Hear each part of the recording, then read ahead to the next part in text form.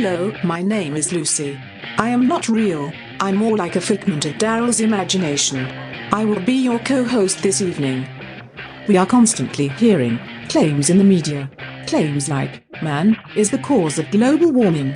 Or that humans are the product of evolution. Huh? Tonight, we will find out the truth about the evidence that makes up the foundation for these assertions. So, let's get on with it. Welcome to the Rational Defense of Faith.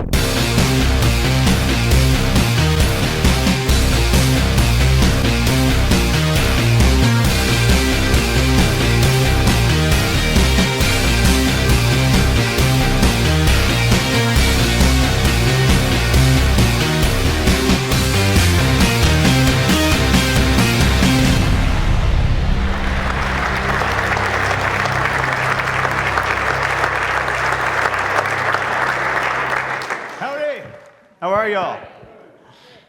What a beautiful crowd. Look at all these people. We have an amazing night for you tonight. We are going to talk about claims in the media. Speaking of claims in the media, I'm not sure if you guys heard in the news that scientists now have decided that the whole left brain, right brain concept is now a myth. You guys heard that?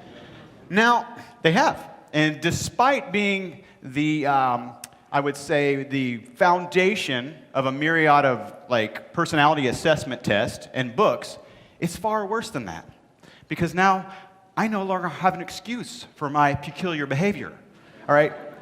When I used to zone out when my wife or family was talking to me and I'd just kind of be staring off into space, I had an excuse. I'd say, come on, baby, I'm a right brainer. I'm eccentric. I'm an artist. Now, thanks to science, I'm just an idiot. So that brings us to our claim tonight. And the idea here is to look at claims in the media. We're going to look at some of the most controversial and popular claims that you may hear. We're going to talk about things like global warming and evolution. You guys interested in these topics? Maybe a little bit? What we're going to do tonight is we're going to see some highlights from some other events, because we're at the end of the year. A lot of times we do that. We're going to see some highlights from some events this year, and we're going to see some new stuff, and we're going to see how some of the stuff we learn pertains to some of these popular claims in the media, all right? And so I want you to know, as I always say, no matter what, it doesn't matter who you are tonight or what you believe coming in this door, you are welcome here. I am glad you're here. So as he said, we have a special guest tonight. Anybody heard of Dr. Neil Frank? Maybe a little bit. He is going to give you a condensed version of a presentation that he has given many people, including City Hall. So before we start tonight, I want you to remember, if you haven't seen the promo, remember this clip right here. The truth is that promoting science isn't just about providing resources. It's about protecting free and open inquiry. It's about ensuring that facts and evidence are never twisted or obscured by politics or ideology. So what we're going to do tonight is we're going to use the president's own definition of science, and we're going to see how that applies to claims that we hear in the media. And we're going to ask if what we're hearing is based on facts or ideologies, all right? Does that sound fair enough to you guys? All right, so this is how we're going to do it. We're going to look at popular claims one by one, and we're going to see how they relate to the actual evidence. So the first claim we're going to talk about tonight is the claim that man is the cause of global warming.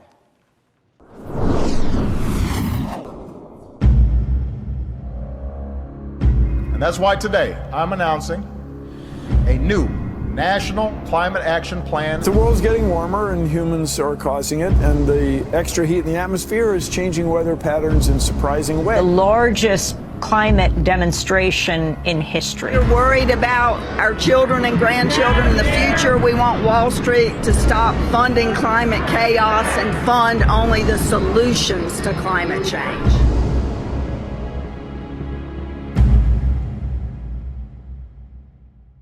So to answer this question, let me introduce my dear friend, Dr. Neil Frank.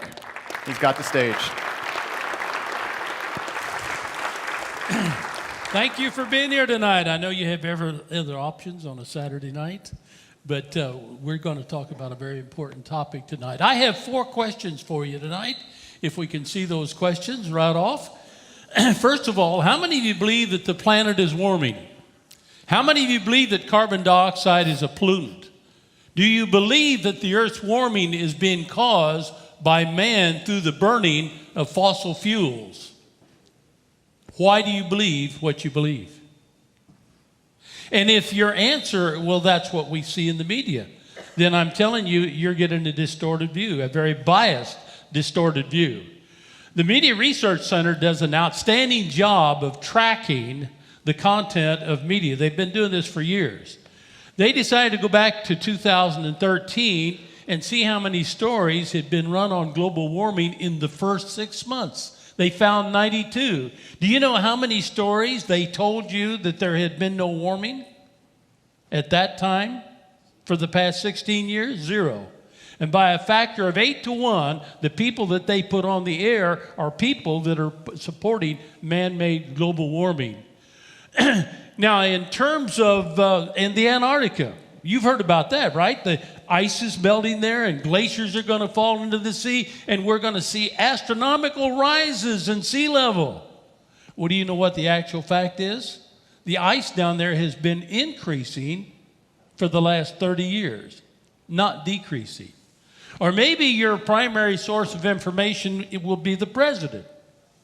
Well, if that's the case, you're being very distorted. You're getting very distorted view. This is what the president told the Coast Guard in their graduation last year on May the 20th. Science is indisputable. In other words, it's been settled. We're going to see more intense droughts. We're going to see rising seas. We're going to see more extreme storms. And by mid-century, the Arctic summer could be ice-free. Therefore, we must double our effort to cut carbon pollution. Well, let's do a little fact-checking. First of all, I've already told you, the Antarctic, the ice has been increasing for the last 30 years.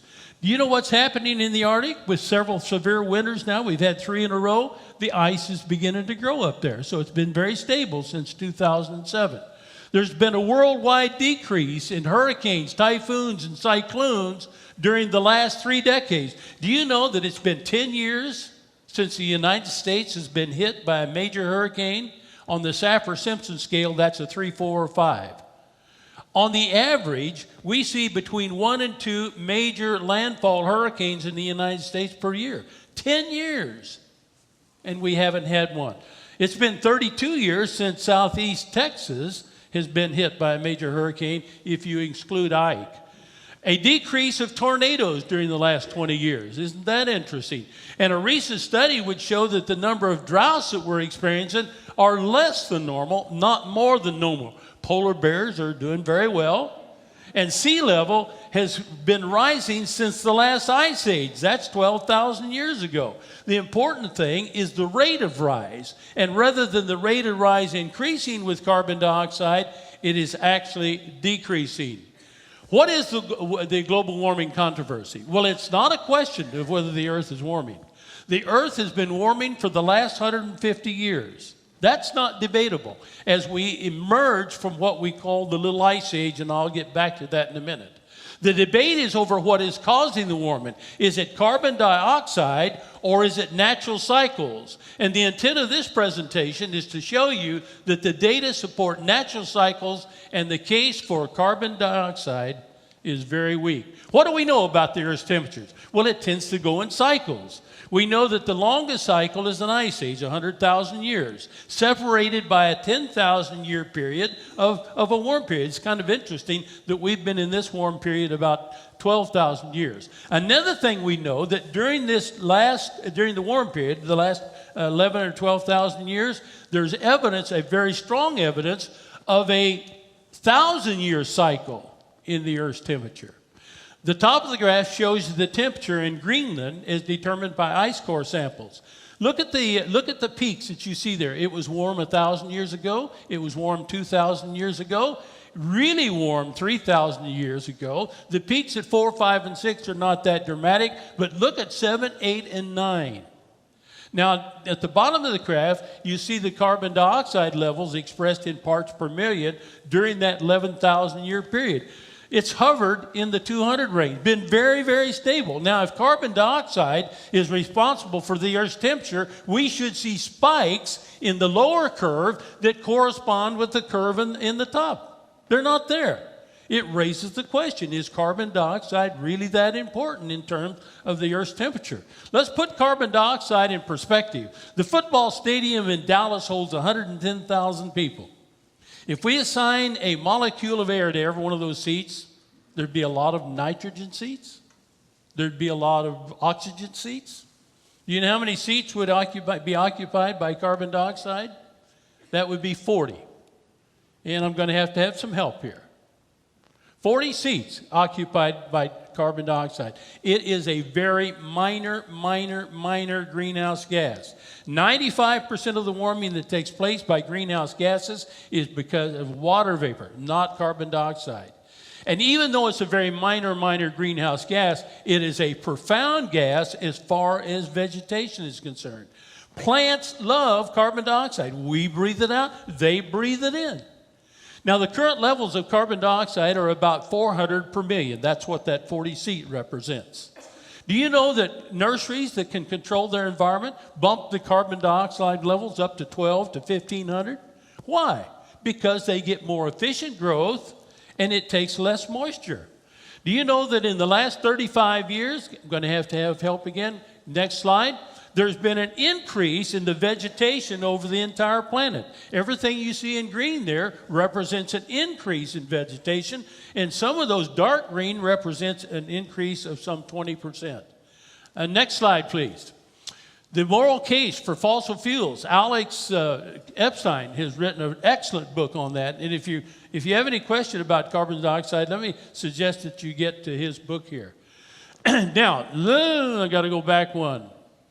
If I can you get me? There we go. Now, what I showed you before was the temperature in Greenland as determined by ice core samples. Well, did the temperatures in Greenland reflect on the global temperatures?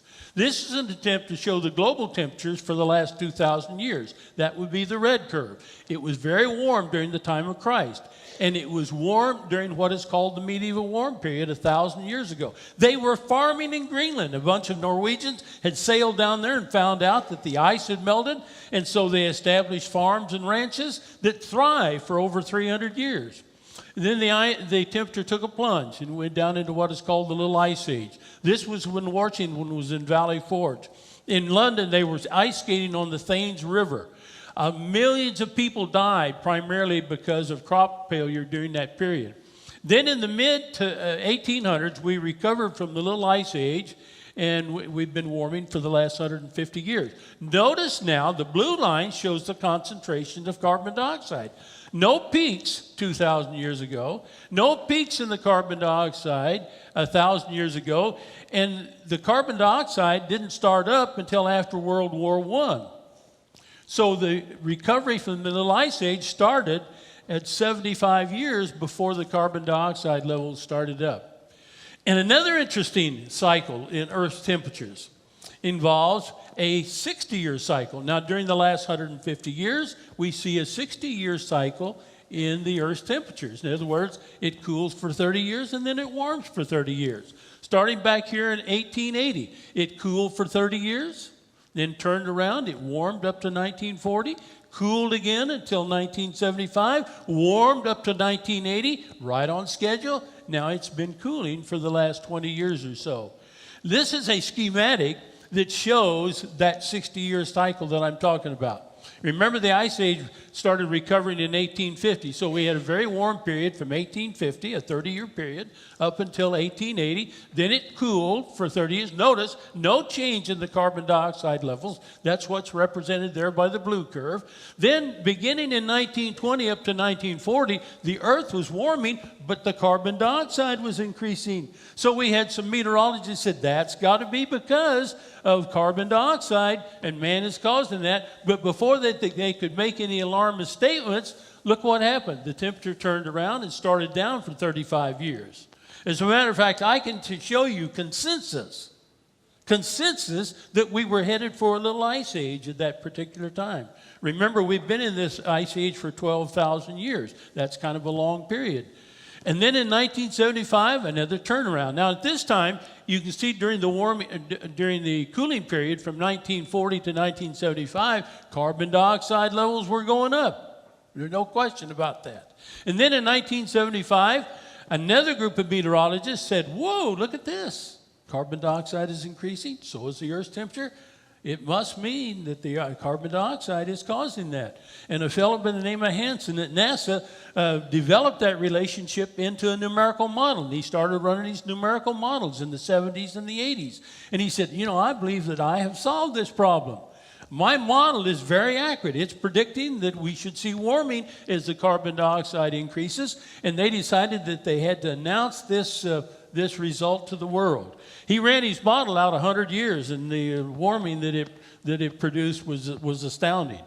So they had a hearing in Washington, D.C. on a very hot day, June the 9th, 1988. You know what they did? They opened the windows the night before so it would also be hot in the room. So not only did they have it hot outside, they had it hot inside, and they announced that we are frying the earth, and unless we get away from carbon dioxide and stop burning oil and all these fossil fuels, we're in for a disaster.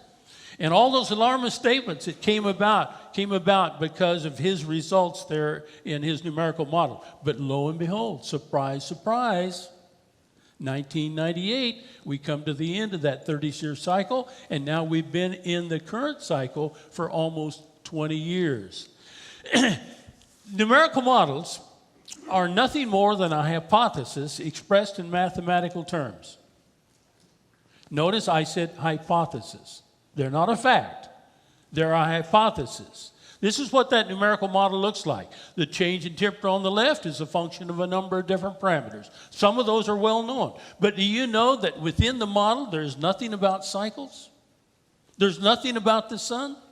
Solar experts in Europe are convinced that those cycles are probably related to changes in the sun. As a matter of fact, they're concerned that we may be headed towards a cold period because the sun is turning quiet.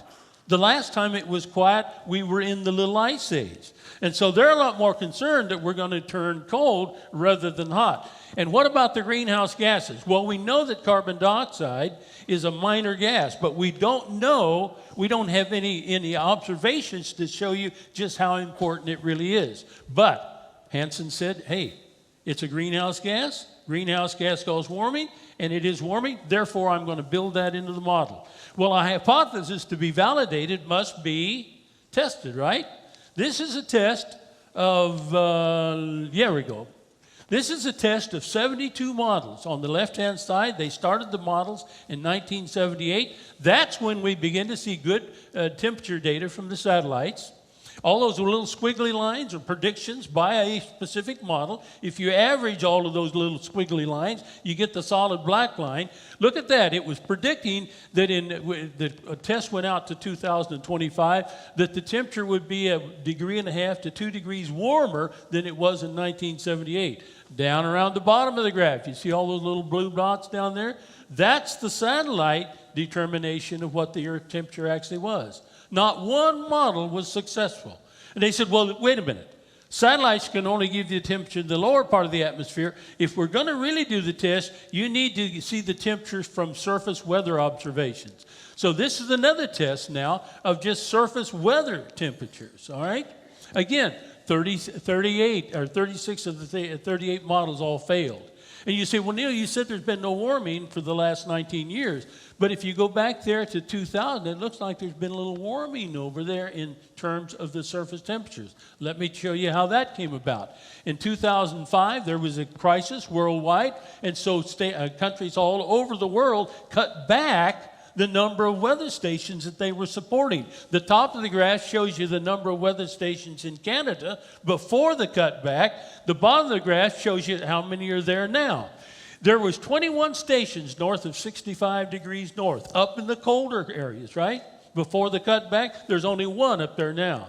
And so you see most of the weather stations in Canada are along the southern part of the country. That's where it's warm. So when you compute the temperature now, you're going to get a false warming in Canada. Another interesting thing has happened. We know that you've got to make adjustments in the temperature. For example, we know that as a city grows and you put more asphalt and more concrete, the mean temperature increases. You've got to take that into account. You make adjustments for that. The most recent adjustment was in 2007.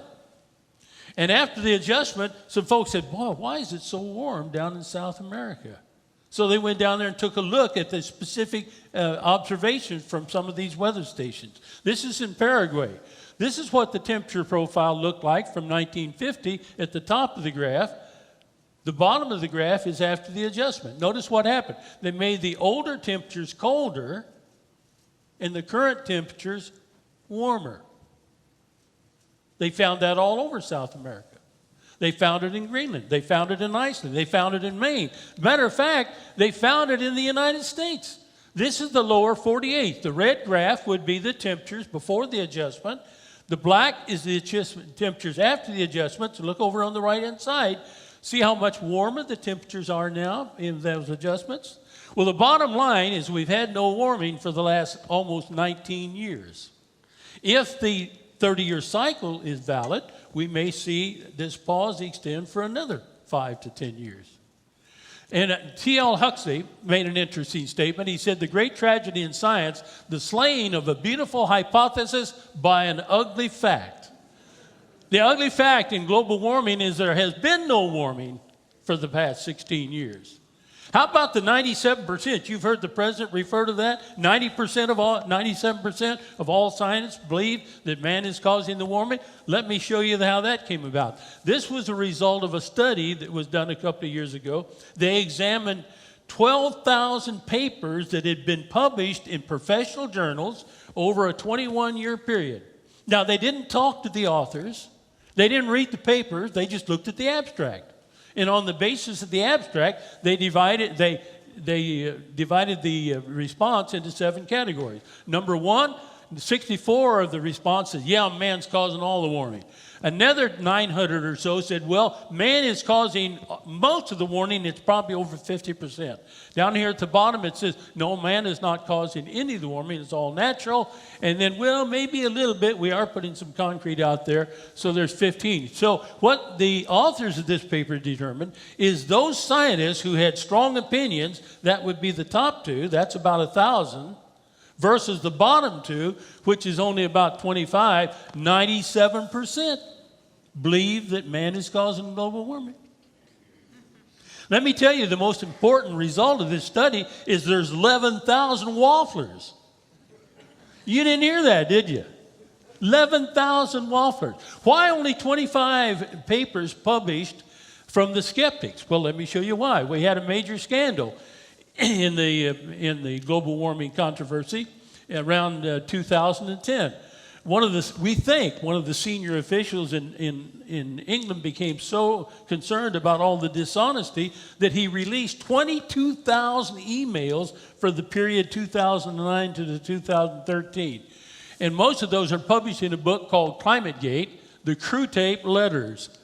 And this is what we discovered from those emails. Number 1, they control, the people supporting man-made global warming totally control the climatological and the meteorological journals. Skeptics are not going to get their papers published in those journals. They even had great influence on other significant scientific journals in this country. For example, in Nature, they got a guy fired there because he published one paper by a skeptic. They control Wikipedia. You're not going to read anything about skeptics in Wikipedia because they got their own guy as administrator there, and he cuts out anything that doesn't support man-made global warming. They gained access to the key national media. That's why you're not reading the skeptics there, because they're controlled by the group that are supporting man-made global warming. I've already showed you they've manipulated the data, and they demonized the skeptics. Let me introduce you to 58 credible skeptics.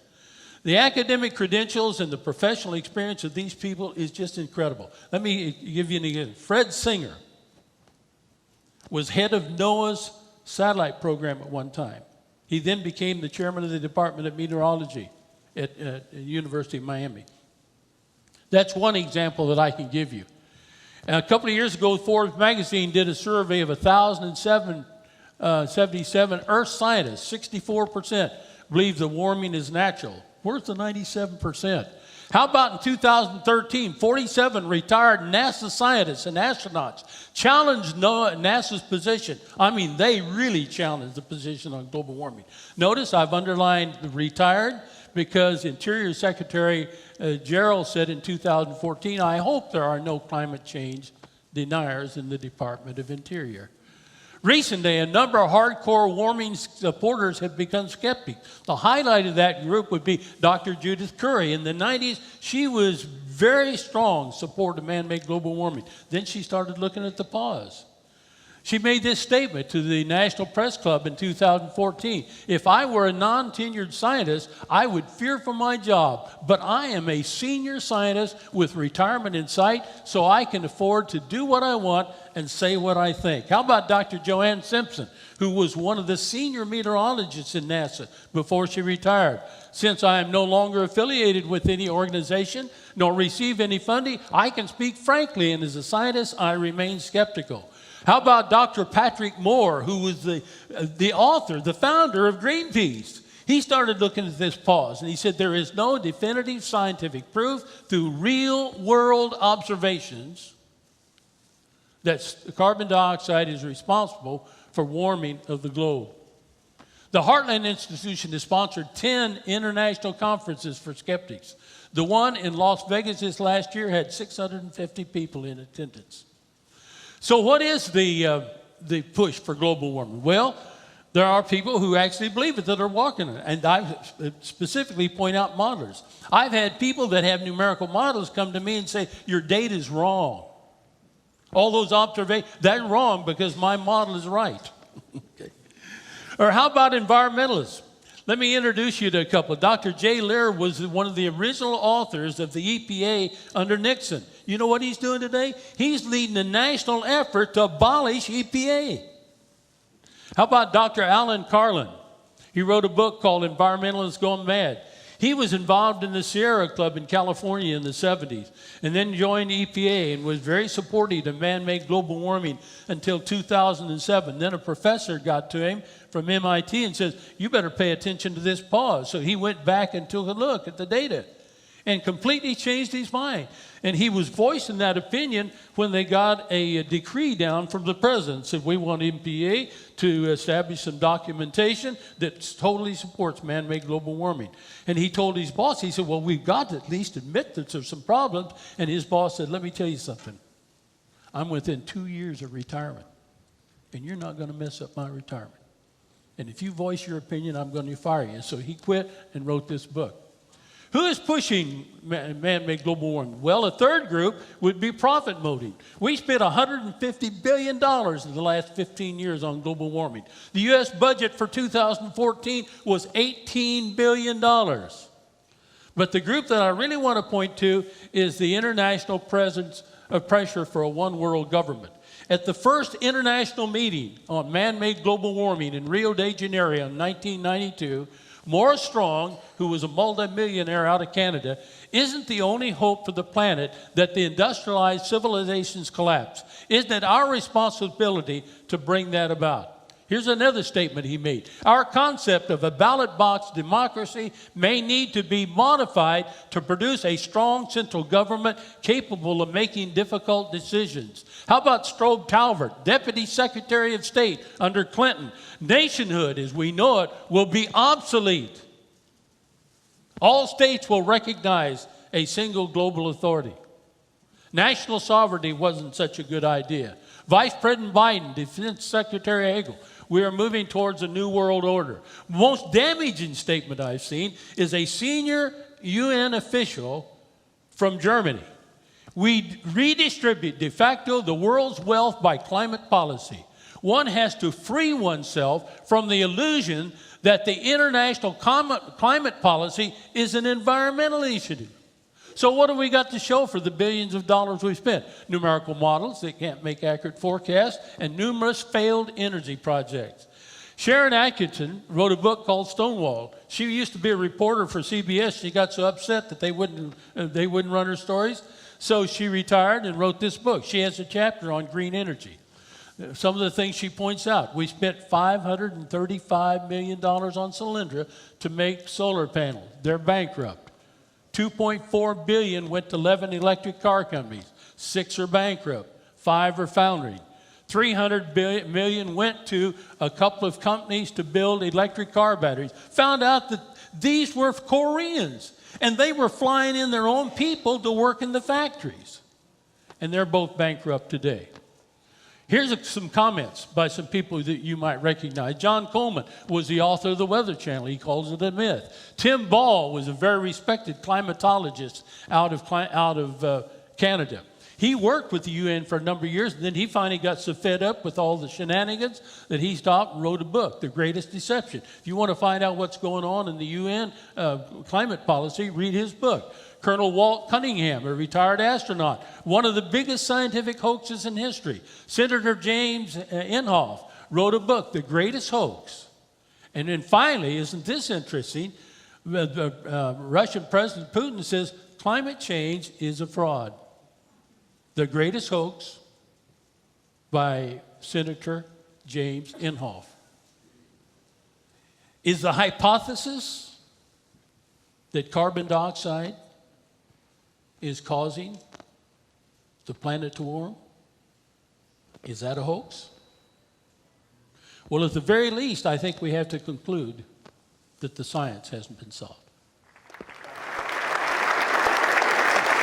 Thank you, Dave.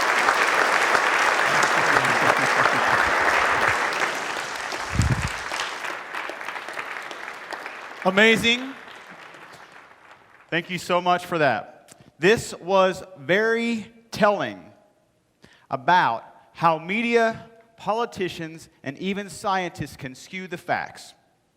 And that's what we're doing tonight with everything that we're doing this evening, is to reshape our perception of facts in the media, to learn how to listen and to properly assess what is going on into our brains. We need to understand that the claims that we are hearing, though they may be from a scientist or somebody who looks like a scientist, do not necessarily reflect a view of science as a whole. We want to ask if the claims that we're hearing are actually flowing from the evidence or from these personal ideologies, all right? So in the same way that Dr. Frank showed that evidence refutes popular claims about man-made global warming, we're going to now look at some other claims. Let's start with evolution.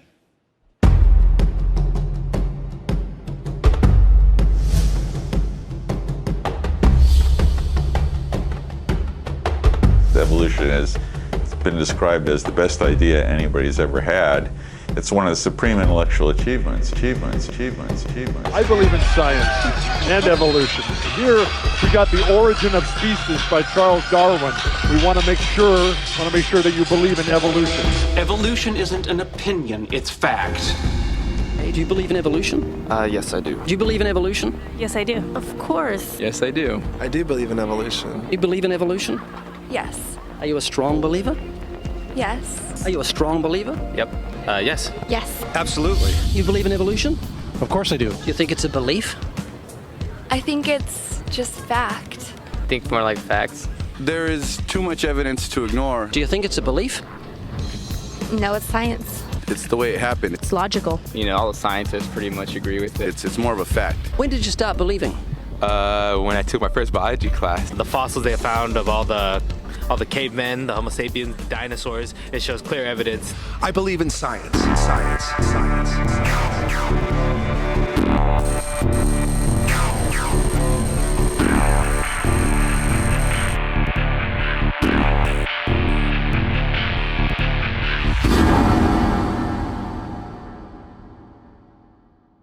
Evolution. The E word. Some cringe when we hear it. I have had to ban people from my Facebook site because I used this word. This is a terrible word. I'm not sure if there's ever been a word that has caused more polarization or disagreement than this one word. And this is bringing us to our next claim of the evening, which is the claim that evolution is a fact. So this is something we are constantly hearing. We're constantly told this from certain scientists and even Sheldon on Big Bang Theory, that evolution is a fact. And often it is said as some death blow to the idea of a creator or God. All right? So what we want to do right now is we're going to ask, what does this statement itself actually mean? Now, as I've talked about in other events, this statement in itself really carries no real explanatory power, right? It's all about what you mean by this word evolution. It's all about context and connotation. What do I mean by that? Well, let's look at it this way. In February, some say that we had a deflation in our economy, right? So you might say that deflation is a fact. Well, that all depends on what you mean by the word deflation. You see, it's all about context and connotation. You see, seriously, stating some benign scientific fact and then attaching and imposing your own connotations to that fact no longer necessarily makes it scientific. Maybe look at it this way. Weather erosion, as we know, is a fact, right? We've seen this, right? But then to say that that means that weather erosion can create things like a sphinx is no longer a fact. Two different things. You getting this? Context and connotation. It is the same with this word evolution. Evolution as a gradual change in things and even animals is a fact. But to say then that that means that evolution can create life, biological information, or transform one species into another is a totally different thing. That is not necessarily a fact without the evidence. As it turns out, there are several different meanings of the word evolution. And actually only a couple of them present any kind of a conflict to the idea of a creator. Check this out. Evolution is a fact. It's a fact which is established as securely as essentially any other fact that we have in science. It is completely right to say that since the evidence for evolution is so absolutely, totally overwhelming, nobody who looks at it could possibly doubt that if they were sane. And not stupid. So the only remaining possibility is that they're ignorant, and most people who don't believe in evolution are indeed ignorant.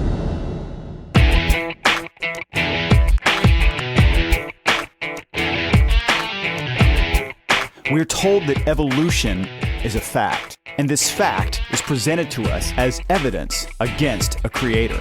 And many of us become very concerned when we hear this. We think that if evolution is a fact, that this somehow presents a problem for our faith. Well, I'm going to show you why it does not. Now, first of all, we have to know what is actually meant by the word evolution. Essentially, there are four basic different types of evolution: microevolution, microbial evolution, chemical evolution, and macroevolution. Let's start with microevolution. This type of evolution presents no problem for belief in a creator. It simply refers to variations within an existing species and how this species changes by adaptation to an environment. An example would be the changes in the color of some insects like peppered moths. But this type of evolution does not create a new species. It simply changes an existing one. Next, we have microbial evolution. This refers to changes in microorganisms like viruses, bacteria, and parasites. An example of this type of evolution is antibiotic resistance. But this type of evolution does not create a new type of microorganism. It merely changes an existing one, which again presents no problem for belief in a creator. The next type is called chemical evolution, sometimes known as abiogenesis. Now this is the unproven idea of non-living chemicals spontaneously creating life. Unlike the first two, this type of evolution has never been observed and has been highly criticized by notable scientists, calling it, quote, the weakest strut of the chassis of modern biology, inconsistent with the natural laws of chemistry and physics, and its chances are utterly minuscule and absurd, and again has never been observed. The final type of evolution is called macroevolution. This is the type that is most commonly used against a creator, and it's the one we'll focus on tonight. This type of evolution refers to the gradual transformation of one species into another, like dinosaurs into birds, wolves into whales, and apes into humans. But this type of evolution has also never been observed, and yet it's presented as a fact. So we need to understand which of these types of evolution are facts and which are not. Microevolution is a fact. Microbial evolution is a fact. However, chemical evolution is not a fact. And macroevolution is also not a fact. And knowing all this, certain scientists like to use a bait and switch tactic. They will tell you that microevolution is a fact, and therefore, chemical evolution is a fact. Or they will tell you that microbial evolution is a fact, and therefore macroevolution is a fact.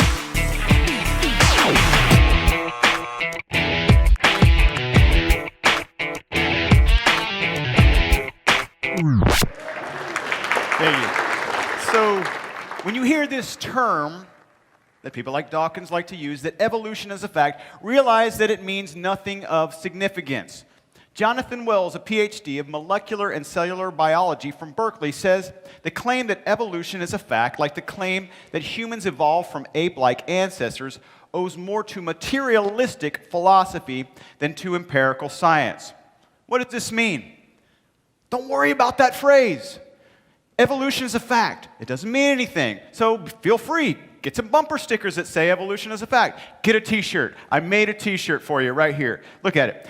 Evolution is a fact, all right? You can put a catchphrase on the back like, yeah, and your point is? You get it?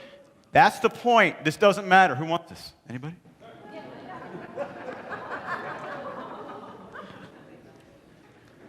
That's what I'm trying to tell you. So, evolution, being a general term, being a fact, doesn't mean anything. So let's talk about the ones that matter. Let's talk about macroevolution. This brings us to our next claim, and that is that there are many examples of macroevolution. Now, this is something that we hear often and just accept. So let's look at some of the best proposed examples of macroevolution.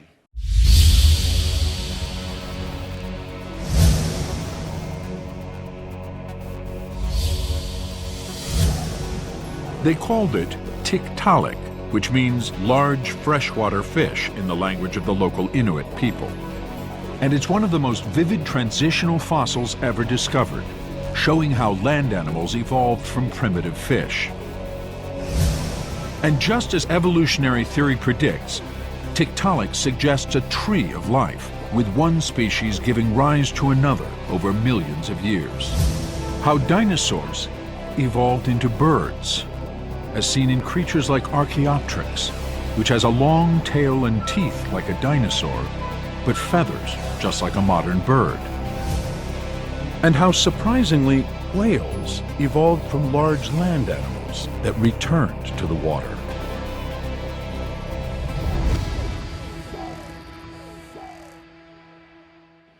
So to be thorough for you guys, ladies and gentlemen, I have dug up the best examples of macroevolution that are being used.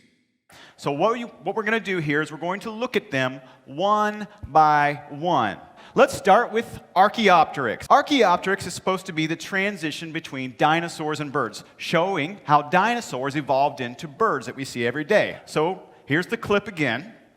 How dinosaurs evolved into birds, as seen in creatures like Archaeopteryx, which has a long tail and teeth like a dinosaur, but feathers just like a modern bird. So this is PBS Nova saying that Archaeopteryx is the missing link between dinosaurs and birds, all right? That can be confusing when you hear things like the fact that paleoornithologist Alan Fiducia, a professor at the University of North Carolina and a world authority on fossil birds, says paleontologists have tried to turn Archaeopteryx into an earthbound feathered dinosaur. But it's not. It's a bird, a perching bird, and no amount of paleobabble is going to change that. Researchers at Oregon State University recently argued that it's unlikely that birds descended from dinosaurs like Archaeopteryx and its kin. Their findings were published in the Journal of Morphology. David Catchpool, a PhD of the University of New England, says the facts about Archaeopteryx offer no joy to anyone hungry for evidence supporting the evolutionary paradigm. But we see it in textbooks, don't we? We see these imaginative drawings showing Archaeopteryx as the ancestor of modern birds, even though University of Kansas paleontologist Larry Martin says that Archaeopteryx is not ancestral of any group of modern birds. But don't worry, no love lost for Avatar. Still watch it. So what is the problem with Archaeopteryx that they're talking about? 2 words, folks. Fossil order. You see, it may just be me, but the last I checked, dinosaurs did not have time machines. Maybe they did. I didn't know about it. As it turns out, these theropod dinosaurs from which Archaeopteryx is said to have descended, get this, lived at least 20 million years after Archaeopteryx, not before. They're out of order. It's kind of like being your own grandpa. I'm my own grandpa. Hallelujah. I'm my own grandpa. It sounds funny, I know, but it really is so. Oh, I'm my own grandpa.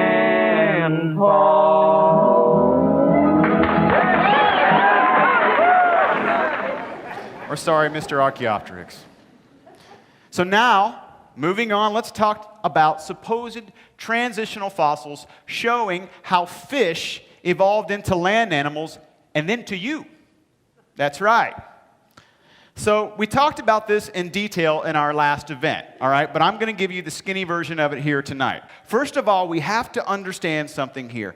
We are talking about animals who live in water, fish, making this miraculous transformation of being able to live on land. So far from just changes in bones, there are many more complex changes in the anatomy required from going from living in the water and living in land, all right? To base this on bones is oversimplify. As it turns out, the amount of time required for this transformation, if it's going to happen, would be so enormous that you would expect it to take a vast period of time. But instead, what we find between the time between the fish fossils and then these first land vertebrates, it's extremely abrupt on an evolutionary time scale, right? And if this were going to happen, if it's going to happen, then you would expect to see, as Darwin himself stipulated, that there would be, quote, an innumerable number of transitional fossils to be found in rocks documenting this transition, right? Paleontologist David B. Kitt says evolution requires intermediate forms between species, and paleontology does not provide them. What gives? Well, the excuse is that the fossil record is just not preserved, all right? That's very convenient. However, Jerry Bergman, a PhD of Columbia Pacific University, says that this is incorrect. Why? Because we have found every major group of fish in the fossil record. We found them, indicating the completeness of the fossil record. Arthur Strelier, professor of geoscience at Columbia University, says the absence of transitional fossils and the gaps between each group of fishes and its ancestor is repeated in standard treatises on vertebrate evolution. This is one count in the creationist charge that can only invoke in unison from paleontologists a plea of nolo contendere, or no contest. If this happened, we should be seeing all these missing links. Well, let's talk about the most famous one that they think they found, and that's Tiktaalik. That's the one they talked about here. Tiktaalik is known as the ultimate missing link, showing how fish evolved into land animals and then into your pretty face. That's what Tiktaalik is supposed to show. This is something that you have seen on PBS, right? Well, I want us to remember this clip from PBS real quick. They called it Tiktaalik, which means large freshwater fish in the language of the local Inuit people. And it's one of the most vivid transitional fossils ever discovered, showing how land animals evolved from primitive fish. Now that's very convincing. You see, there is a problem with Tiktaalik that has shown up lately. There's a problem. Once again, we have a fossil order problem. You see, Tiktaalik is supposed to be the transition showing how fish evolve into land animals, right? Except there's a problem. Scientists have recently found footprints of some land animal well before Tiktaalik came along. So the fossil evidence is going directly against what PBS is showing in this show. Directly against it. Why? Because Tiktaalik shows up after, not before, the creature that it's supposedly evolving into. Once again, we have a temporal paradox. Now you know it better as what? Being your own grandpa. That's right. So on to our next claim, so we can be very thorough here, and that is that whale fossils prove macroevolution. Whale fossils. So let us remember this clip. How surprisingly, whales evolved from large land animals. Now, in this next video, I want to prep it real quick. This next video, you are going to see some of the best proposed examples of whale evolution. And whale evolution is considered the holy grail of macroevolution in action, all right? We're going to look at these examples. We're going to hear about creatures like Ambulocetus and Rhodocetus who are used to show evolution. And what we're going to do is we're going to hold them up to the evidence and the words of experts. The guy that you're hearing that's going to talk here is an expert on the subject if there ever was one. His name is Dr. Phil Gingrich, and he has discovered many of these fossils, all right? So check this out.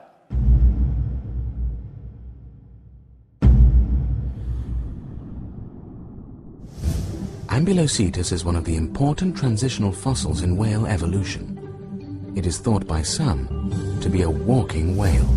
Recently, some evolution scientists have backed off the assertion that Ambulocetus was an ancestor of modern whales because its eyes are high up on the head, like an alligator's eyes, quite dissimilar from whales and land mammals. But mostly the eyes up on the top of the head seems like an unusual specialization. Maybe it's not on the main line. That doesn't make sense. There is no direct evidence in Ambulocetus for a connection between the hind limbs and the axial skeleton. Evolutionary biologist Annalisa Berta. Ambulocetus had no tail, no flippers had he, nor a fluke. He didn't swim. Dr. Eugene McCarthy, PhD in genetics.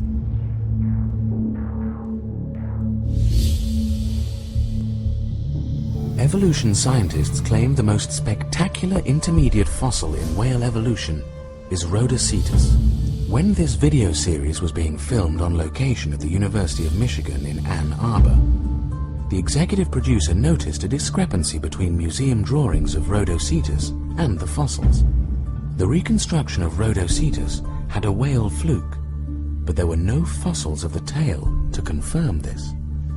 Dr. Phil Gingrich, the scientist responsible for the discovery and reconstruction of Rhodocetus, was questioned how he knew there was a whale fluke on Rhodocetus, since that part of the fossil was missing.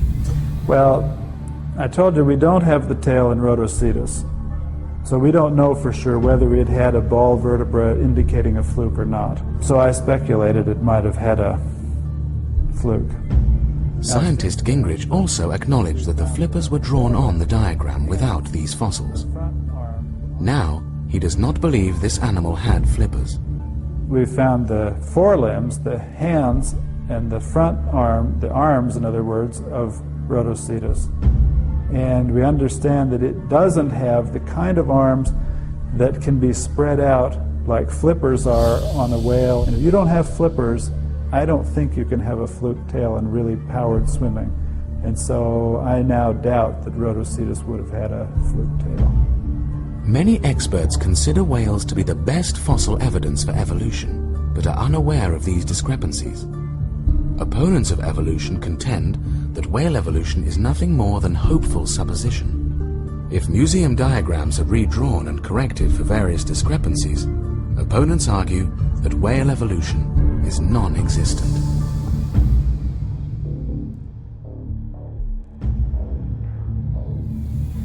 We do not possess a single fossil of the transitional forms between the aforementioned land animals and the whales. Evolutionary whale expert E.J. Slijper.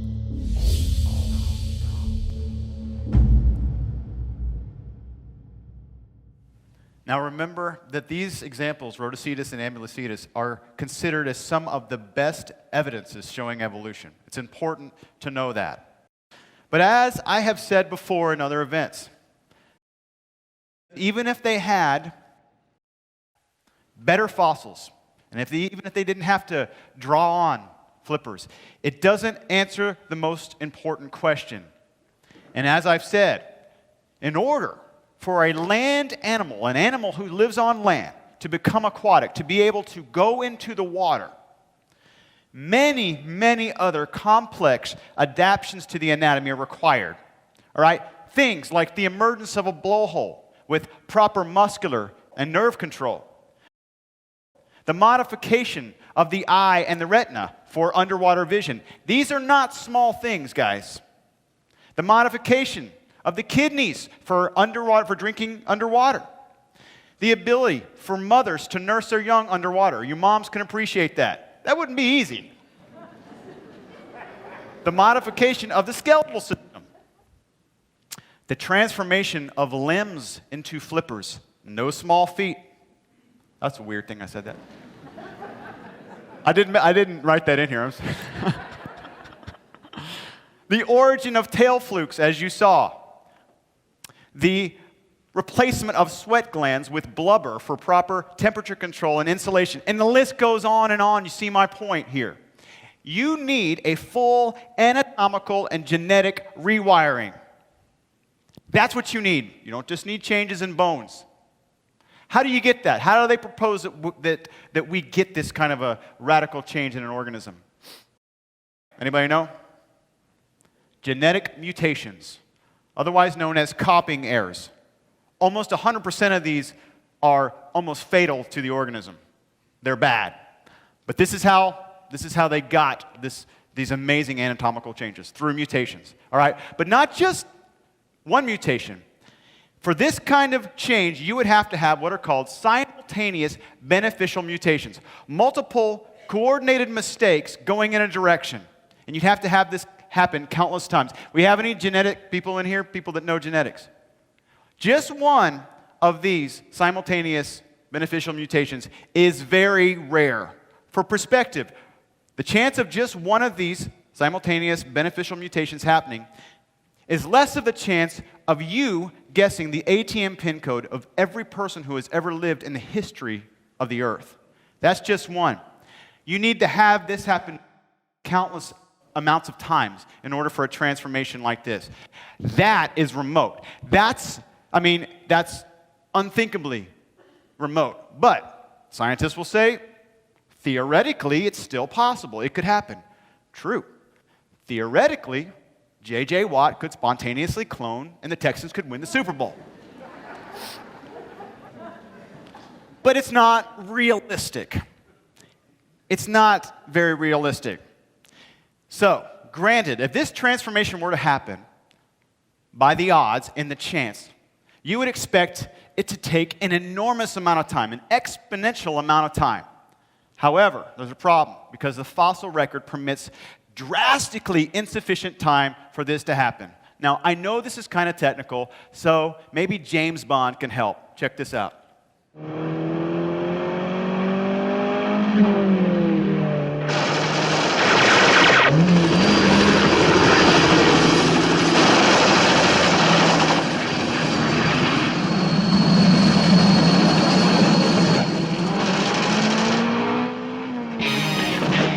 Can you swim?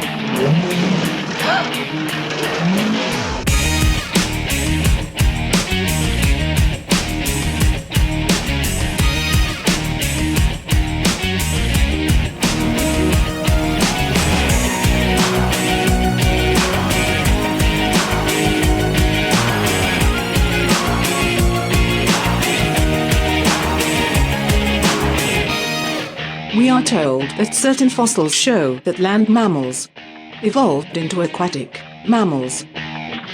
This is essentially based on similarities in the bone structures of these animals.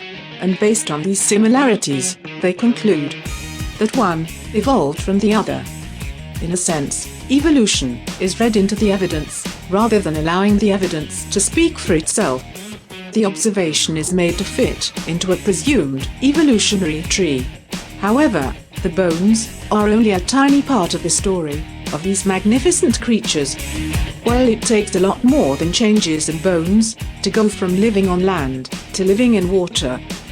There are many sophisticated anatomical changes necessary for this kind of extraordinary transformation. So, what does it take to change a land animal into an animal capable of living in water? Well, it's kind of like turning a car into a submarine. Bones could be compared to the frame of the car. And though there may be similarities in the two frames, you need a lot more than changes in a frame to transform one into the other.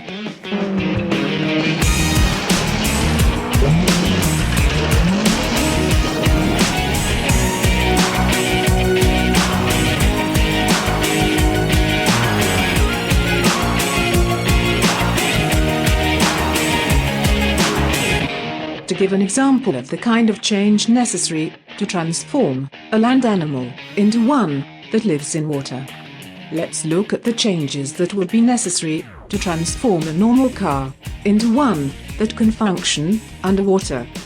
To make this extraordinary transformation, you need a lot more than changes in the frame. It would require complex changes in many other parts of the car. You would need new complex systems in the engine, new systems for propulsion, additional components for air intake. It would require sophisticated rewiring and many complicated adaptations. And more amazingly, as all these novel aquatic features emerge, the car must still be able to function on land. And it's the same with animals that transform from living on land to living in water. And yet we are told that all these remarkable changes came about from simple genetic mutations or copying errors in their DNA, even though there is no evidence to support this claim. And the chance of just one of these necessary, simultaneous, beneficial mutations happening at random is so astronomically small, it becomes absurd. However, if we look at this without the bias of evolution, we see evidence of creatures being efficiently designed for their specific environments. We see beauty, intention and architecture that far surpasses any design of man.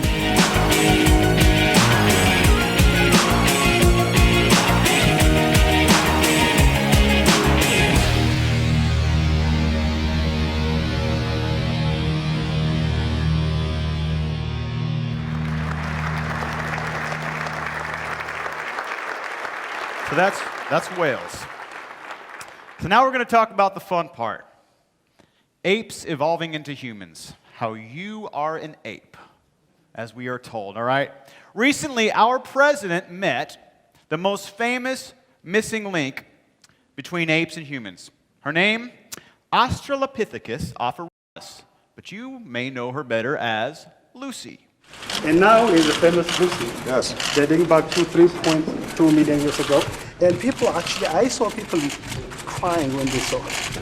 That connection that you can have with the earliest fossils is just mind-boggling, mind-blowing. Every single person here, 7 billion individuals, including Donald Trump, can come to this, can come to this ancestry. Yeah. 3.5 million years old.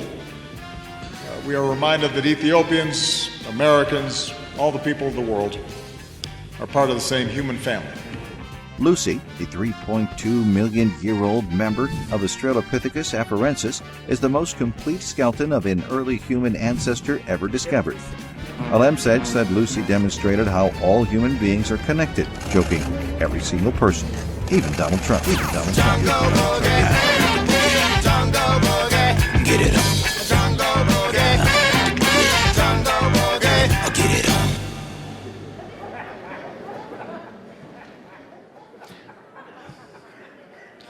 I mean, you set it up when you put Donald Trump and Obama. Come on. I mean, I mean, despite giving comedians around the world incredible material for jokes, we have to ask, Mr. President, before you just accept Donald Trump as your long-lost cousin, before you proclaim Lucy as our oldest ancestor, do you care to know the evidence behind those claims? Do you care to know what all these scientists say about this? Do you care to know that, Mr. President? Well, let's talk about a few of these, right? We don't have a lot of time. So we got to remember that Lucy is known as an Australopithecine. That's her technical name, Australopithecine. Well, Dr. Charles Ochsner, a professor of Western Australia, he conducted the most sophisticated computer analysis ever done on Australopithecine fossils like Lucy. And he concluded they have nothing to do with the ancestry of man whatsoever. They are simply an extinct form of ape. Yet we commonly hear things like... Now we have rather a good fossil record from Africa of the descent of humans from Australopithecines. Australopithecines, he says. Remember that word. Even when an article in the Journal of Molecular Biology and Evolution says that no Australopithecine species is obviously transitional. Well, what about the fact that Harvard zoologist Richard Luton clearly says that no hominid species, which is what Lucy is, can be established as our direct ancestor. Now, people will say, you're just cherry-picking quotes. You can read this. It's fun reading at night, let me tell you. It'll put you to sleep. But I want us to remember something. Lucy, as he said, is known as the most complete hominid fossil. The most complete. You saw the skeleton, right? But we are told that there's all this evidence for ape-to-man evolution, right? Which leads us to another claim, and that is that there is an abundance of ape-to-man fossils. Well, I don't know. Consider an article from New Scientist magazine, which says that the entire hominid so-called ape-to-man fossil collection known today would barely cover a billiard table. Is that an abundance? That may be why Mark Ridley, a zoology professor at Oxford, says no real evolutionist uses the fossil record as evidence in favor of the theory of evolution as opposed to special creation. Guys, if the fossil record that we have seen tonight makes evolution seem, I don't know, implausible, let me tell you that it is the genetic evidence that makes it seem impossible. See, because even though we've been talking about bones and paleontology and fossils, bones are insignificant to the bigger question.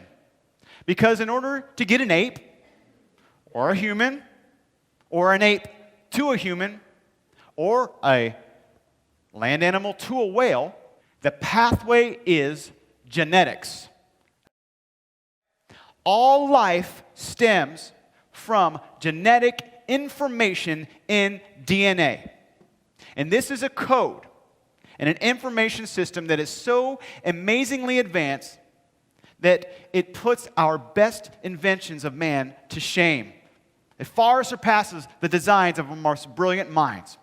Werner Gitt, a professor of information science, says that the basic flaw of all evolutionary view is the origin of information in living things. It has never been shown that a coding system and semantic information could originate by itself through matter.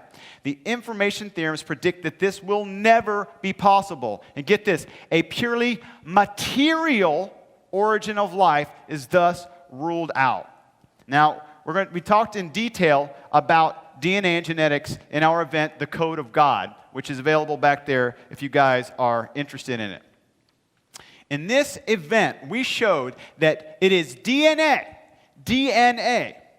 that is the fundamental basis for all life. For you, for apes, for everything. It is DNA. That's what it's all about. And DNA is truly mind-blowing. Mind-boggling. How mind-blowing? Consider that scientists for decades have been trying to figure out ways, as you know, with hard drives, a way to store data more efficiently. But yet, 4 grams of DNA could hold all the world's data.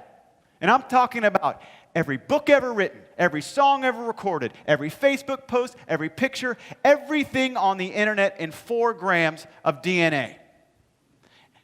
What's more unthinkable is that virtually every cell in your body carries a complete copy of your genetic code.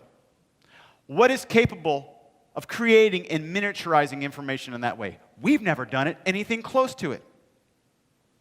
And this DNA molecule is capable of replicating its entire structure within a matter of a few hours. With all of our brilliant minds, for hundreds of years, we have never come close to creating anything remotely like this. And yet, this happened by random chance. That's what we're told. So the question in evolution is not about bones. It is about the information, the language that created these bones and the life attached to those bones. That is the question that has to be answered. This is about the origin of information. And the question I have for you tonight is, what is the best explanation for that? Randomness or intelligence? Check this out.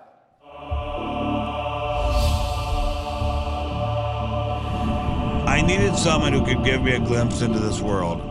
So we went to molecular biologist Doug Axe. Think of a cell as being a nanofactory, a factory where on a very small scale, digital instructions are being used to make the components of the factory.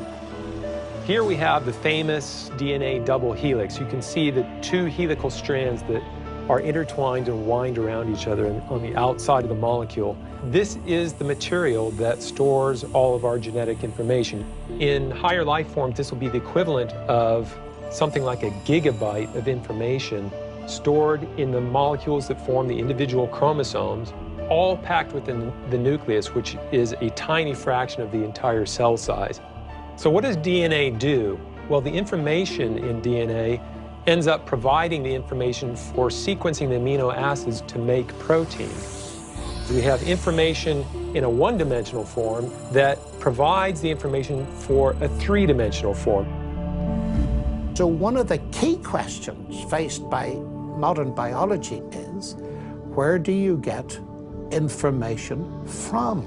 Well, Darwin assumed that the increase in information comes from natural selection. But natural selection reduces genetic information, and we know this from all the genetic population studies that we have. And where does the new genetic information going to come from? Well, that's the big question. So when we find information in the DNA molecule, the most likely explanation is that it too had an intelligent source. But using intelligent design didn't seem to stop the scientists I spoke with, so why all the controversy? Suppose we find, simply as a matter of fact, that our scientific inquiries point in one direction. Which is that there is an intelligent creator. Why should we eliminate that from discussion?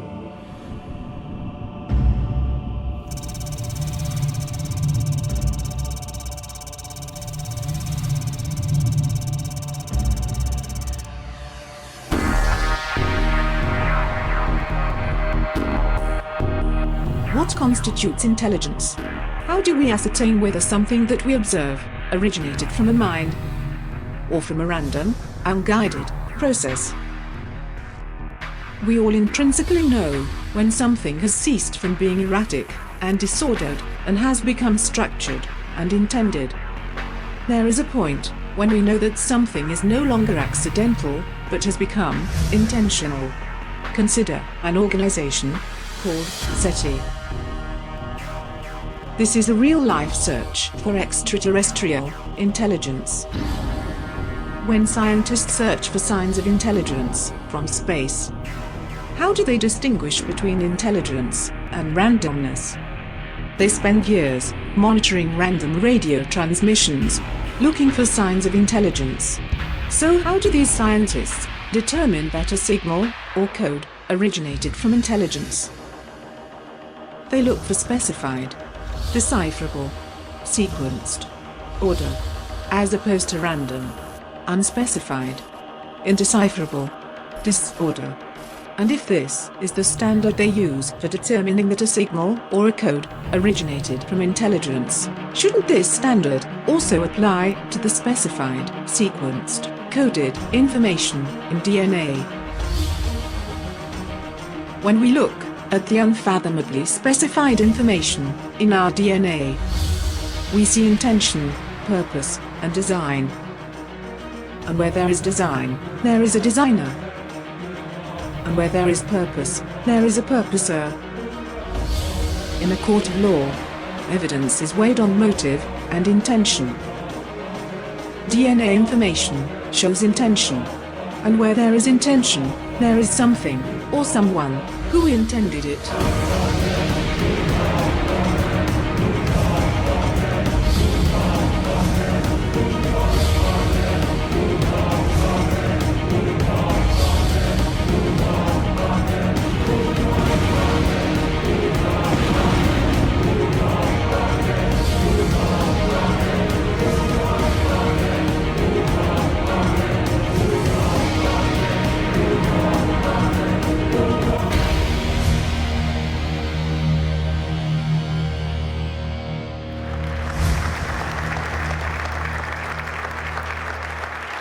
In order for evolution to have any explanatory power, it doesn't just need to explain similarities in bones. It must explain how random molecules can arrange themselves into a language, into an information system like this. And it must do this with absolutely no direction. That is what needs to be explained with evolution. Bone similarities are insignificant. So the question becomes more about chemistry than paleontology. And if anyone could explain evolution in this regard, it would be this guy. Dr. James Tour, a PhD of synthetic, organic, and organometallic chemistry. He has over 550 research publications, over 75 patents, named among the 50 most influential scientists in the world today, listed in the world's most influential scientific minds on ScienceWatch.com. He is Scientist of the Year by R&D Magazine and ranked one of the top 10 chemists in the world. So let's find out what this guy says about evolution in this regard. Check this out. If anybody should be able to understand evolution, it is me. Because I make molecules for a living. I don't understand evolution. I understand a lot about making molecules. I don't understand evolution. And you would say that, wow, I must be really unusual. Let me tell you what goes on in the back rooms of science. With National Academy members, with Nobel Prize winners, I have sat with them, and when I get them alone, not in public, because it's a scary thing if you say what I just said. And I say, do you understand all of this, where all of this came from and how this happens?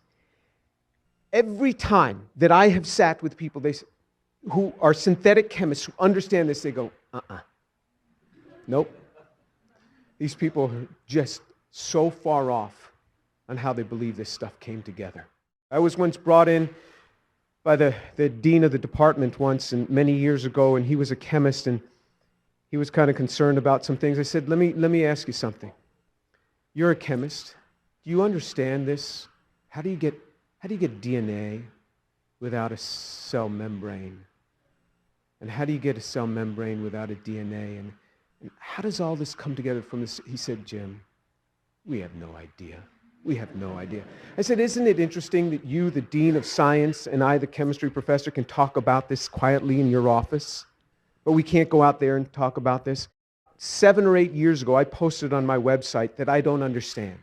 And I said, I will buy lunch for anyone that will sit with me and explain to me evolution, and I won't argue with you until I don't understand something. I will ask you to clarify. But you can't wave by and say, this enzyme does that. You got to get down in the details of where molecules are built for me. Nobody has come forth. The Atheist Society contacted me. They said that they will buy the lunch, and they challenged the Atheist Society, go down to Houston, have lunch with this guy, and talk to him. Nobody's come. Now, I understand microevolution. I really do. We do this all the time in the lab. I understand this. But when you have speciation changes, when you have organs changing, when you have to have concerted lines of evolution all happening in the same place in time, not just one line, concerted lines, all in the same place, all in the same environment. This is very hard to fathom. I was in Israel not too long ago talking with a bioengineer. And I said, how does this come about? He says, oh, Jim, you know, we all believe in evolution, but we have no idea how it happened. You know, there's a good Jewish professor for you. I mean, that's what it is. Dr. Tour is a professor at Rice University, and I have had the pleasure of dialoguing with him in the last few weeks. He is a brilliant mind, and he is a strong Christian. Amazing. It's possible. He is that he himself, along with Nobel Prize winners, do not understand how evolution is capable of what they're saying it can do. But Bill Maher does. Richard Dawkins does. It's funny because I heard them the other day on stage, and I hear, you know, of course, the Christians are an idiot thing, you know, it's kind of played out, right? And then I heard them say it, what they say. Evolution did it. Evolution just did it. Evolution caused random molecules to come together and form advanced languages and information. Evolution just did it. But it's not enough to say, evolution did it, just did it. Like he said, you got to get down into the nitty-gritty facts of how molecules are made and how they can form into information. That is the question. What we see in genetics, in the DNA molecule, is an advanced language and information system that is responsible for bones, and not just bones, not just fins, hands, feet, but responsible for concepts like eyesight, hearing, the immune system, the nervous system, the brain, cognitive function, consciousness. This is what needs to be explained, how a random process could do that. And these things do not sound like the work of a random process, but they sound an awful lot like the work of an intelligent creator. If someone tells you that evolution can do all this, let me tell you right now, they are not speaking based on scientific evidence. And yet we're told this is the way it happened. Well, Dean Kenyon, a PhD of biophysics at Stanford, says the new realm of molecular genetics is where we see the most compelling evidence of design on the earth. Michael Denton, a PhD of biochemistry, says ultimately the Darwinian theory of evolution is no more or no less than the great cosmogenic myth of the 20th century. So why believe it? Why believe this? Because of a presumption of the tree of life. You've all heard it. It is a foundation of evolution, that everything is connected in this tree. The tree concept is a basis for evolution. And the tree concept was imposed long before we had genetic evidence. And it was just thought, as we learn more about genetics, that genetic evidence would support the tree of life.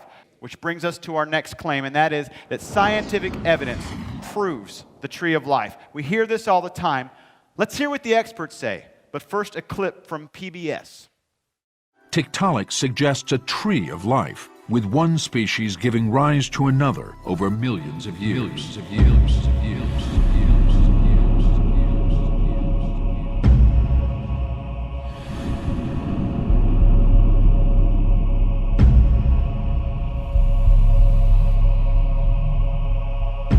Well, I think the tree of life is an artifact of some early scientific studies that aren't really holding up. The tree of life is being politely buried.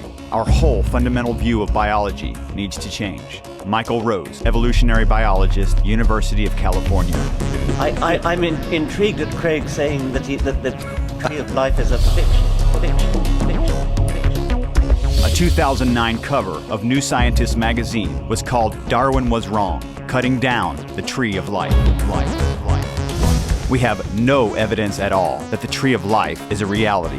Evolutionary biologist Eric Baptiste.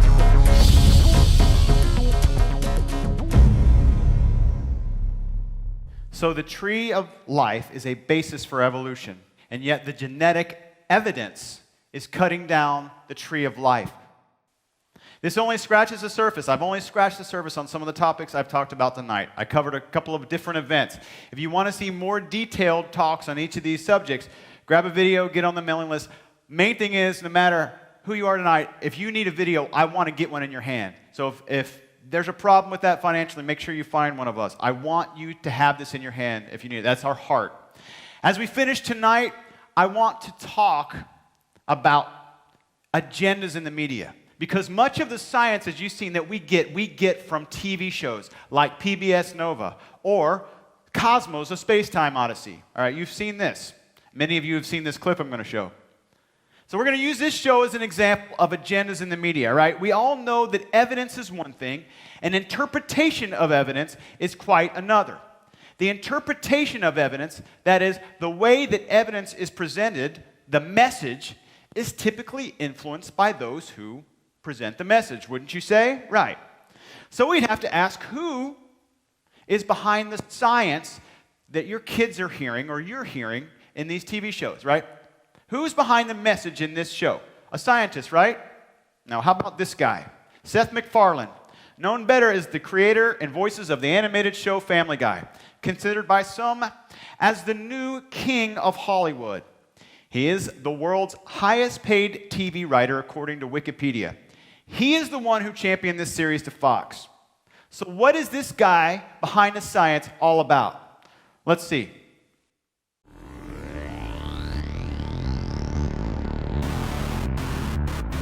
So, what do we know about this gentleman? Let's let him tell us in his own words. And you are an atheist? I am, yeah. And what do you think of the fact that it seems to be a movement that's gaining credibility as of late? I think it's about time. Well, that's certainly charming. But let's listen for a bit. And what I love is that you go all the way back in time, the full 6,000 years. To the beginning of the earth. Absolutely.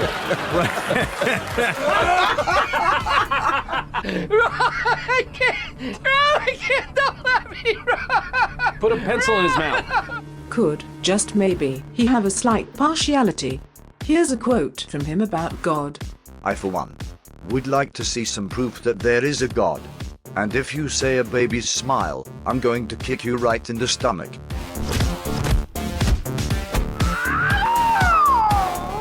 He apparently also loves to talk about Jesus.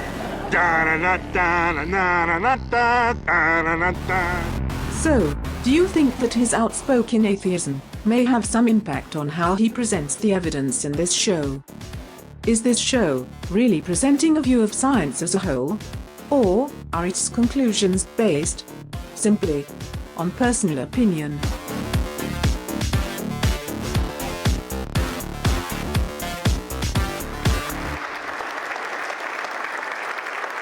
Along with Seth is executive producer Brennan Braga.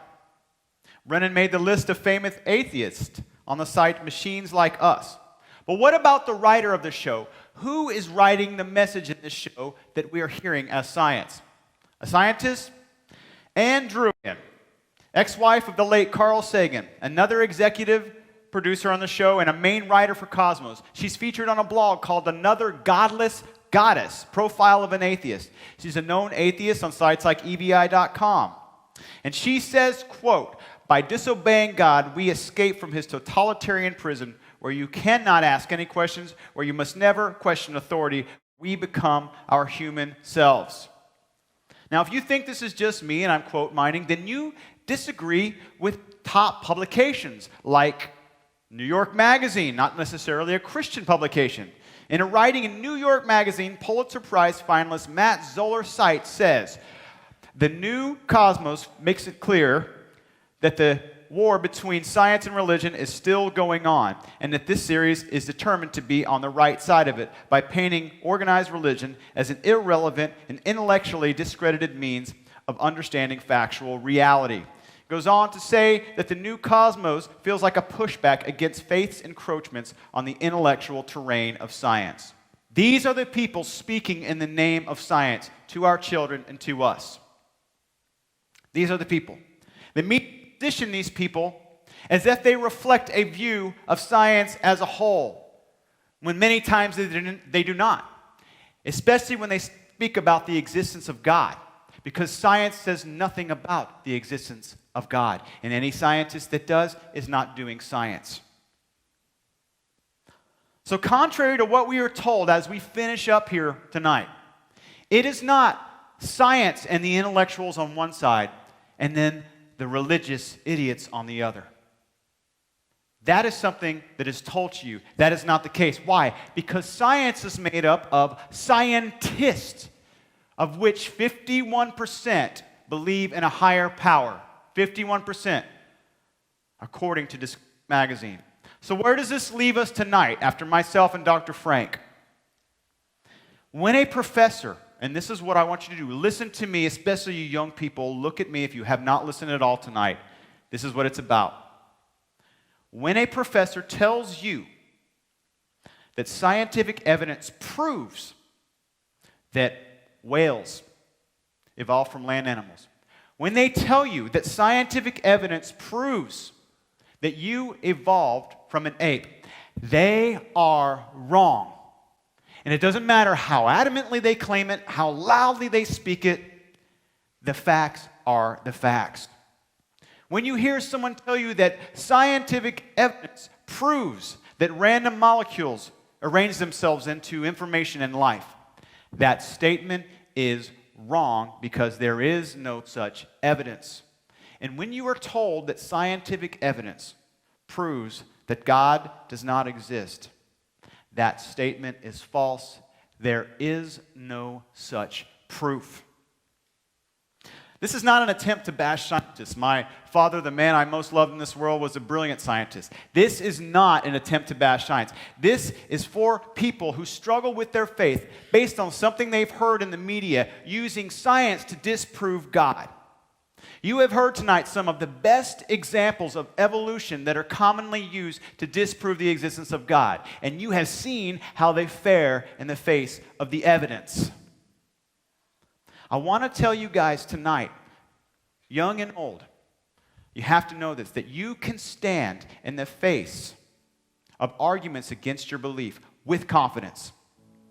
I urge everyone in here, I urge every one of you, do not be afraid of the evidence. God gave us this evidence. He gave us this evidence. And it is the evidence that will set you free. It will set you free from the prison of what's called naturalism. It will set you free from the prison of materialism, which is the prison that nothing exists beyond matter. And the evidence that I've shown tonight, the evidence in DNA, it does not prove that God exists. That's not why we believe it. But I can tell you that the evidence certainly shows that these supposed proofs against his existence are themselves non-existent. Now what this does is this levels the playing field for all of us. It levels the logical playing field to both sides of the debate, believing for reasons outside of evidence. And guys, belief without evidence is not science. That is faith. It is faith for all of us. And every one of us, we are all thankful to that which gave rise to us. We are thankful to that which gave rise to all that we love. So the question then becomes, to whom or what are you thankful? To whom or what do you give your faith?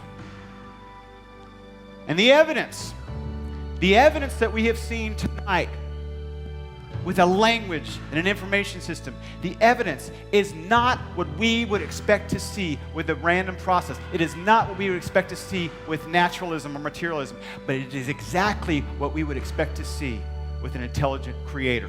Exactly. If you're here tonight and you doubt God because of something that you've heard from media, I want you to be honest with yourself about what you believe. Because I'm not asking you to believe something or take something just because I say it. But be honest with the fact that if you look at the evidence, you must at least see that there is something else going on than just materialism. And that's key, because if there is more than just materialism at work here, that is the end of materialism. And if this is the end of materialism, this changes everything about who you thought you were. It changes everything about why you're here, your significance, your purpose, and your identity. And then from that point, if you start to ask the right questions, from that point, the possibilities start to narrow. That's what we do with our events. Because if you ask these questions and you look at the evidence, the possibilities start to narrow from not just being a creator, but from being a personal creator. And then down to being a morally aware creator. And if you continue to follow this logically, you eventually end up face to face with the very real possibility that the God of the Bible exists. Logically, that's what we do with our events. What you decide to do with this information tonight is up to you. I cannot make you believe something, and I don't want you to believe it because I say it. I just want you to ask why you believe what you believe. If you are here and you don't believe in God, or you have lost your faith, I believe you are supposed to be here. I believe that you are being pursued by your Creator. I believe you're being pursued with the inevitability of the evidence. And yet, with all this evidence that we've seen, I'm going to tell you this. That's not why we believe. It's not why I believe. That's not why Professor Tor believes. Any more than the evidence is why you believe and love your wife or your child. Because that is a relationship. That is a relationship. And as a relationship, I want you to know that every one of you can have tonight. And if you know deep down that there is more than just materialism going on, there's potentially some purpose, I ask you, please find one of us. Find myself, or maybe one of the guys. We have some volunteers here, guys in church with tags that say RDOF on them. Find one of us, because that is my wish and prayer, that you allow this God to reveal himself to you. I want to thank you guys so much for being here tonight, and I want to leave you with this. Hey, do you believe in evolution? Yes, I do. Do you believe in evolution? Yes, I do. Of course. Yes, I do. I do believe in evolution. Are you a strong believer? Yep. Yes. Yes. Absolutely. Do you think it's a belief? I think it's just fact. I think more like facts. There is too much evidence to ignore. Do you think it's a belief? No, it's science. It's the way it happened. It's logical. You know, all the scientists pretty much agree with it. It's more of a fact. Makes more sense than any religion or anything. The fossils they found of all the cavemen, the Homo sapiens, dinosaurs, it shows clear evidence. I believe in science.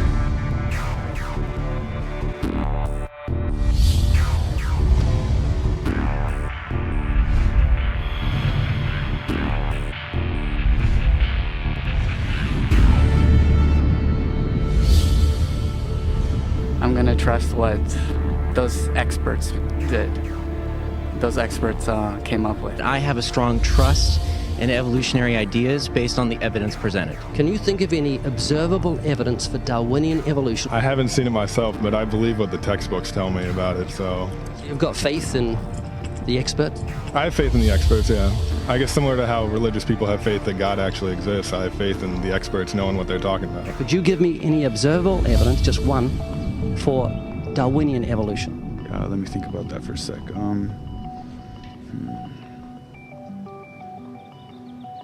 Observable evidence, something where we don't have to exercise faith. Something that can be observed, like the scientific process, observable. That's a good question. That one I'm not quite sure. You give me anything that I can see, observe, and test. Test and observe.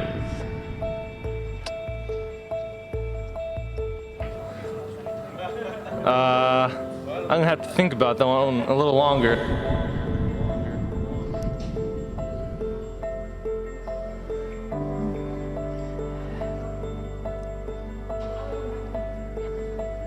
Okay, I gotta think about it. So you want the evidence of it? I would say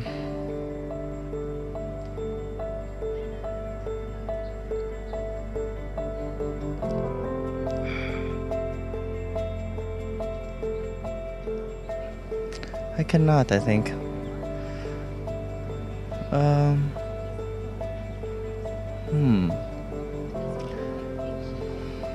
hard question, actually.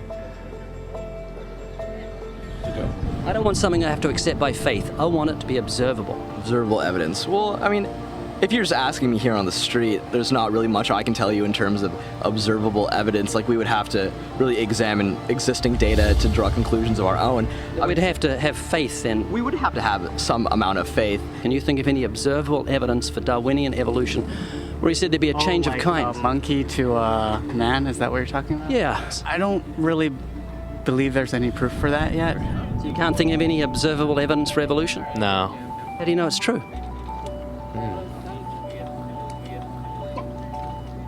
I'm not sure. So Darwinian evolution is not observable, it's not scientific. I guess so. So it's unscientific, you can't prove it. It's scientific, actually. You could prove it. It could be proven, just... Do it for me. That's hard. That's just too broad of a way. You're trusting the biology majors and the biology professors know what they're talking about. Well, then there isn't one. If they don't give it, then I wouldn't say there was. Yeah. I just go on what I've seen and what I've learned from class. So you believe? Yeah. You know what that's called? What? Blind faith. Blind faith. Let's see. You want to know something? Who knows that we came out of the sea or we evolved from mammals? So you don't know? Huh? Of course I don't know. I'm accepting that they did their science correctly. Are you a believer in evolution? Yes, I am. When did you start to believe evolution? I started to believe evolution when I started to think out for myself. Is evolution a belief? Well, you know something? Evolution is a thought process. This is coming to terms and checking out all the alternatives. Let me ask you again, is evolution a belief? No, evolution is, well, yeah, in a word, yeah, I could say it could be a belief. It could be a belief. It could be a belief. It could be a belief. It could be a belief.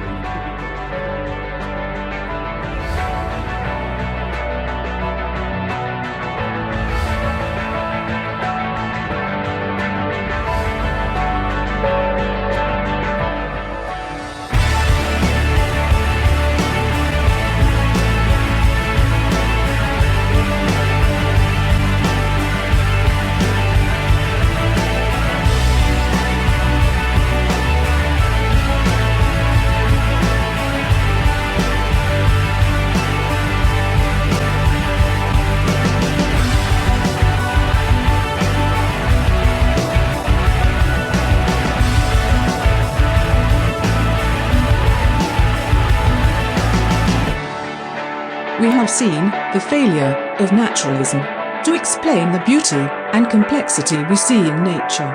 Its inability to explain consciousness, self-awareness, and morality. The evidence points strongly to design, if indeed you follow the evidence where it leads.